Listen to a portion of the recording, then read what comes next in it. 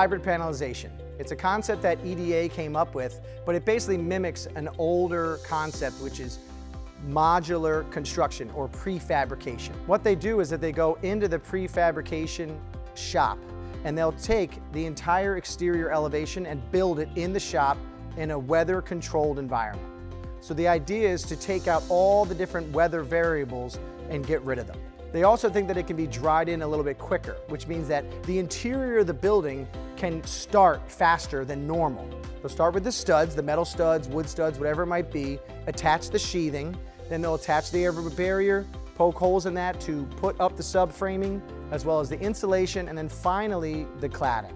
They'll take all these and very, very large panels, larger than you normally would have, and they'd bring them out onto the site and put those up and erect them onto the exterior of the building.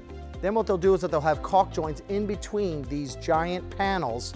That's what they're depending that the water will not get through those caulk joints.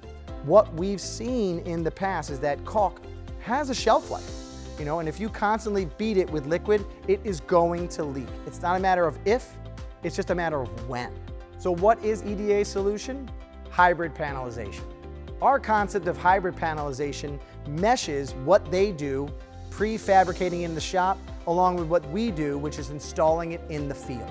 So we're not trying to put these folks out of business. They're going to take the studs, the sheathing, and the air barrier and build it in their prefabrication shop. Then they're going to ship it out to the project in the field. We will then erect those onto the exterior walls, and then we're going to put on air vapor barrier tape. We would tape the seams of these panels to give it another level of protection.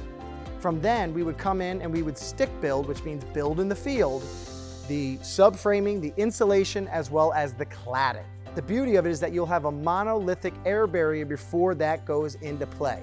So what are the positives of this concept of hybrid panelization? The biggest one is the lack of leaks. If you have a caulk joint, as I mentioned earlier, it has a shelf life. Eventually it will fail. It's one thing to just re-caulk the building, but if you have to caulk through cladding, insulation, subframing, pulling all that off the building is very, very costly. The owner and the architect, who ultimately get to choose what goes on the building, can have a little bit of a later time period to change the aesthetics of the building. What do I mean? When it comes to the exterior envelope, that's what everyone sees when they first walk up to the building. What's the color of the panel? How do these panels come together? All those different things can be changed a little bit later down the road.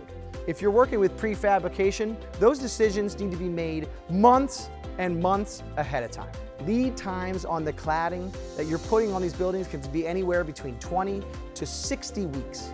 In hybrid panelization, those can be made later because you're drying it in and then the interior can get to work. If you have any questions on hybrid panelization, feel free to ask EDA. We know it is a good concept and we know it's right for your building.